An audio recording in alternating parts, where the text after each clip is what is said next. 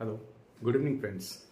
Actually কয়েকদিন যাবৎ আমি ভেবেছিলাম আমার ওয়াইফের সঙ্গে একটা প্র্যাঙ্ক করব, কারণ প্রথম থেকেই ও অনেকবার আমার সঙ্গে প্র্যাঙ্ক করেছে। আমি তার একটা প্রপার রিপ্লাই আমি দিতে পারিনি কোনোদিনও। আজ সেই সুযোগটা এসে গেছে। অ্যাকচুয়ালি কে যে আজকে ওয়েদারটাও খুব খারাপ, তাই আমি তাড়াতাড়ি একটু অফিস থেকে ফিরে এসেছি, কিন্তু আমার মিসেস বাইরে বেরিয়েছে, একটু পাশের বাড়িতে গেছে, কিন্তু সে জানে না যে আমি চলে এসেছি তাড়াতাড়ি। তা আমি আমার মেয়ের একটু হেল্প নিয়েছি, মেয়ে আর ছেলের, যে এই প্র্যাঙ্ক ভিডিওটা আমি করতে চলেছি। তাই আমি ওদেরকে বলে রেখেছি যে মা আসলেই বলবি যে বাবা অফিস থেকে এসেই সোজা ভেতর ঘরে ঢুকে গেছে। আমি জাস্ট অ্যাজ ইফ যেন আমি অন্য কারোর সঙ্গে কথা বলছি, অনেকদিন ধরেই যে এরকম কোনো এক্সট্রা ম্যারিটাল কোনো রিলেশনশিপে রয়েছি, এরকম ব্যাপারটা আমি হাইলাইট করে তুলে ধরবো। আশা করি আপনাদের ভালো লাগবে। ক্যামেরাটা আমি সেভাবে গুছিয়ে নিচ্ছি যাতে সে বুঝতে না পারে আসার পরে।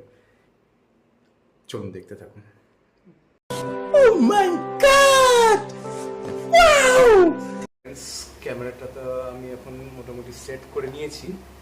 এখন অপেক্ষা শুধু আমার ওয়াইফ যখন ফিরবে, তারপর কি হয় ঘটনাটা দেখা যায়, কতদূর এগোয়, জল কতদূর গড়ায়।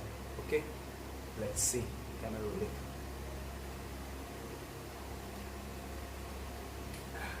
खत्म। Bye bye, tata, good bye.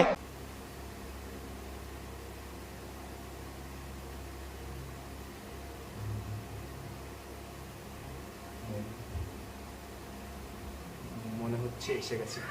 A few moments later. এসে গেছে।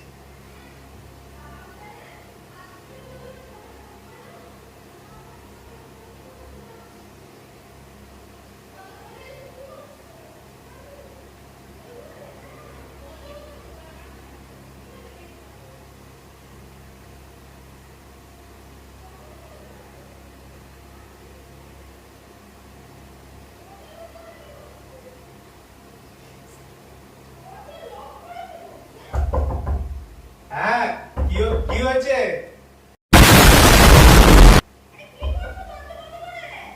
আরে কাজ আছে, আমার অফিসে কাজ আছে, কথা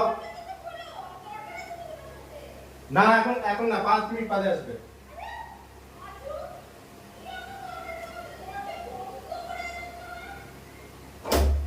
কি কি হয়েছে? কি হয়েছে? এত কথা কিসের? দরকারি কথা যে আরে দরকার আমার অফিসের কাজে কথা হতেই পারে। আরে ঠিক আছে, এটা ভালোভাবে বলা যায়। এরকম চিল্লিয়ে মানে এরকম আতঙ্ক করে বলছি। তোমার কোনো সব প্রশ্নের উত্তর আমি দিতে পারবো না। সোজা কথা। অগ্নিজনের মুখে না কি বলা হয়েছে বলো না। আরে বাবা, আমি বাইরে গেছিলাম 2 মিনিট, রেগে গেছে তার জন্য। আমি জানি তুমি গেছো। সরি। সরি, কোনো কিছু নেই, তুমি যাও, আমার দরকার। যাও। দেখুন আসছে। হ্যাঁ, আচ্ছা ঠিক আছে, পরে আসছি। এবার রাগ করো।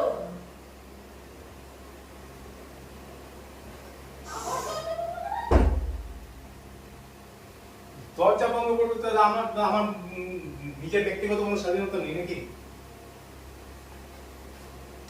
কি হলো? কি হলো, কথা বলছো? কথা বলতে পারি না নাকি? তুমি সবসময় সন্দেহ করো কেন তো? না, আমি সন্দেহ করছি না, কিন্তু কথা বলছো, কিন্তু অফিসের ফোন আমার সামনেও অ্যাটেন্ড করো। আচ্ছা, ওরই কোনো কনফিডেন্সিয়াল কথা আছে, সেজন্য আমি ধরছি না। কি হলো কনফিডেন্সিয়াল কথা যেটা আমার সামনে বলেছে না? তা মানে তোমার সাথে- ব্যবহারটা একটু মানে একে তো প্রথমে চলে এসছো, আমাকে কিছু ইনফর্ম করোনি। তা তুমি তো জানোই মেয়ে weather বলছে, খারাপ। আসার পর থেকে তুমি নাকি এই ঘরে এসে বসে রয়েছো। বসে আছি তো কি হয়েছে? বসে থাকতে পারি না? আমি তো এই ঘরটাই তো দামি। না না, আমি তো এরকম তো বাইরে তো আমি আগেও যাই, তুমি তো জানো আমি ওই মেয়েটা যাকে পড়াই তার মার বাড়িতে গেছিলাম। তো এটা তো কোনো বড় ইস্যু না, তুমি এরকম ভাবে রিঅ্যাক্ট করছো বলে আমি বুঝতে পারছি। মোবাইলটা দাও তো। না, কিচ্ছু দেবো না। আমি তোমার মোবাইল আরে নিয়ে আমার কিছু অর্ডার আসবে ফ্লিপকার্টে, পেমেন্টটা নেব আমি। আরে মোবাইলটা তো দাও। আমার ফোন আসবে কিছুক্ষণ বাদে, ও ফোন করবে, স্যার ফোন করতে পারে। কে ফোন করবে? কে ফোন করবে? সব তোমাকে জানাতে হবে নাকি? হ্যাঁ, চিল্লাচ্ছ কেন তো? সব তোমাকে জানাতে হবে নাকি? তুমি যাও।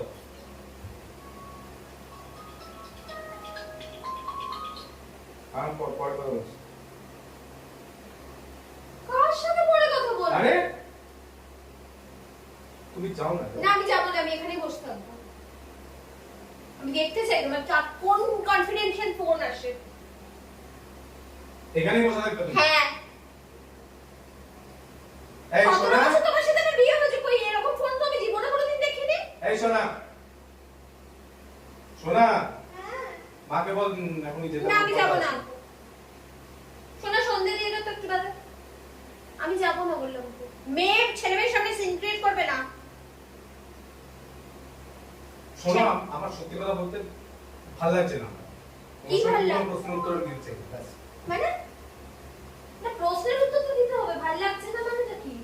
ইয়ার কি ফাজলামি? কে ফোন করছে? তোমাকে বলে ফোন করছে নাকি? বাবা আমাকে তুমি দেখা করতে সাতেরো লিখিত বছরে হয়েছে। তো এরকম কোনোদিন এরকম রিঅ্যাক্ট করনি, হঠাৎ করে কি হলো? দেখো, তোমার সব প্রশ্নের উত্তর আমি দিতে বাধ্য নই, কোথাও লিখিত না তার দিতে সাথে লিখে দিই। বাধ্য নই, তা পরের কথা। তুমি কেন এরকম করছো কেন আমার সাথে? আমি কি করেছি বলো? করবে না, চলো। না, আমি করেছিলাম কি? সকাল থেকে তো তুমি এরকম করোনি। আলাদা থাকতে পারবে একটু? আলাদা কেন? আলাদা হতে পারবে? আমি তো সব আলাদা হও, যাও।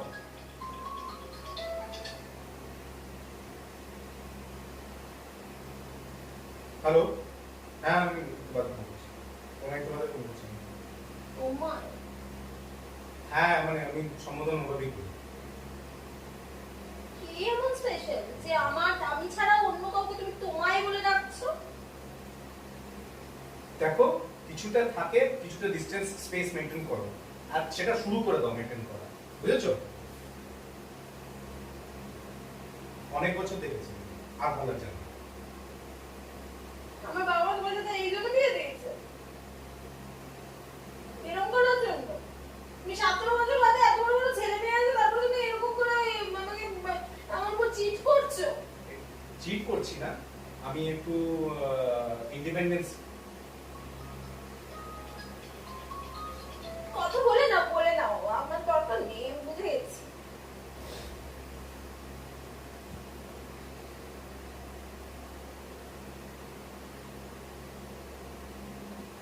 আরে! বড় হয়ে গেছি না?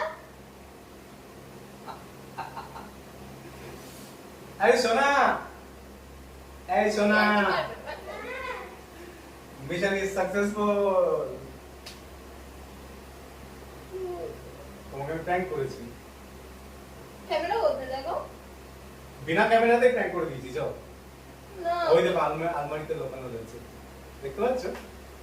আরে চোখের জল সত্যি বলছি শুরু করে দিয়েছিল, আমি সত্যি আর পারলাম না। আমার চ্যানেলে আমার উপর বাজান বন্ধুরা, আর বাজান। আমি ফোন করছিলাম। যে দুজন মাথা করে দাও।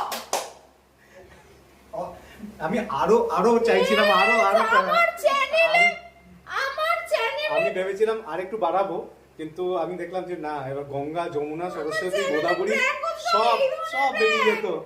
আমার মেয়ে আমাকে সাপোর্ট কালো করেছে। কালো আসছে তো পুরো, দাঁড়াও।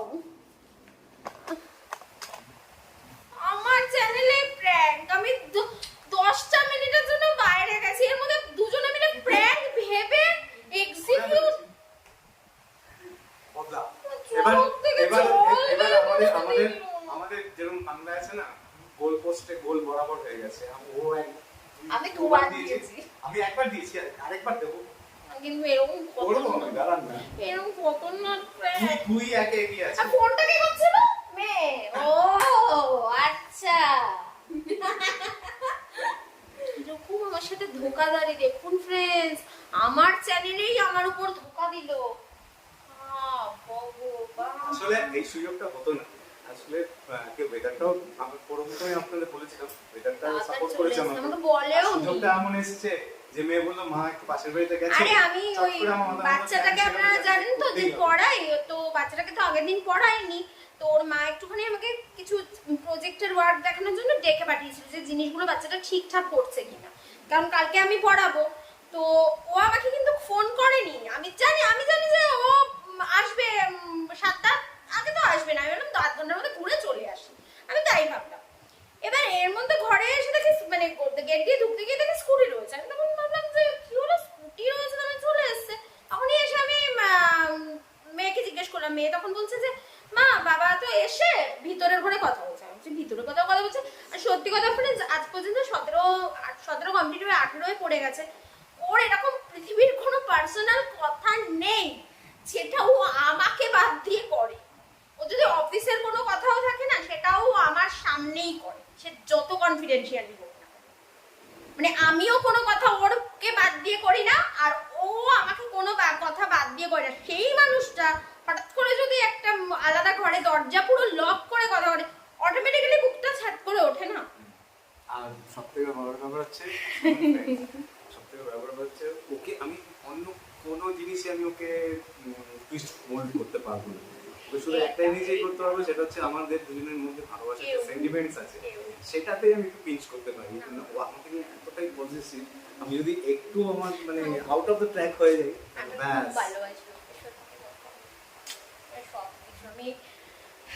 হাজবেন্ড ওয়াইফ একে অপরের জন্য লাইফ টাইম তাদের রিলেশনশিপ। আর ঠাকুর করুক কোনো হাজবেন্ড ওয়াইফের মধ্যে যেন এই বিশ্বাসের ভাঙনটা না আসে। ঠাকুরকে আমি আমরা সবসময় প্রে করি আমাদের, হ্যাঁ আমাদেরও যেন না আসে।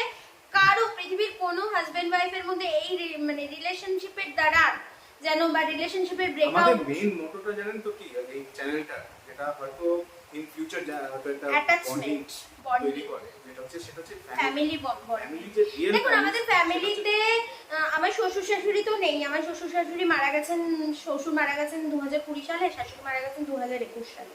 ওর মা বাবা কেউই নেই, আমি আর আমার দুটো বাচ্চা। আর আমার মা বাবা যারা আছে তারা তো আপনারা জানেনই, বলে গেছি ওয়েস্ট বেঙ্গলে থাকে। তো সেখানে আমি ওর কাছে সব, আর ও আমার কাছে সব। মানে সেই গল্পটা নয় আগে পরে কখনো বলবো, যে ও যখন মানে ওর মা বাবা মারা গেছিল করোনার সময়, করোনায় মারা যায়নি কিন্তু করোনার সময়টায় মারা গেছিল, তখন কি প্যাথেটিক কন্ডিশনে ও হয়েছিল, সেই গল্পটা আপনাদের আমি শিওর শট বলবো, চ্যানেলটা সব একদিনে হয় না। কিন্তু ও প্রচন্ড ভাবে ভেঙে পড়েছিল, সেই তখন মেন্টাল সাপোর্টটা না সম্পূর্ণ আমি দিয়েছিলাম। পাশে হয়তো থাকতে পারিনি, কারণ যেতে পারিনি আমি। আমার শাশুড়ি মা যখন মারা গেছিলেন তখন আমি যেতে পারিনি, কারণ লকডাউন ছিল। তখন আমার ছেলে খুব ছোট, তখন আমার ছেলের 4-5 বছর বয়স, তখন গেছিলাম। সেই সব গল্প আমি পরে বলবো। এনিওয়েজ প্র্যাঙ্কটা ও করেছে আমার উপর। ফ্রেন্ডস, তাহলে আজকের ভিডিওটা এই অবধি থাকলো। যদি আমার ভিডিওটা ভালো লেগে থাকে প্লিজ চ্যানেলটাকে লাইক, শেয়ার, সাবস্ক্রাইব, আর অনেক অনেক অনেক অনেক বেশি ভালোবাসা আর অনেক অনেক বেশি শেয়ার করতে হবে, ঠিক আছে? Till then tata, love you, bye by.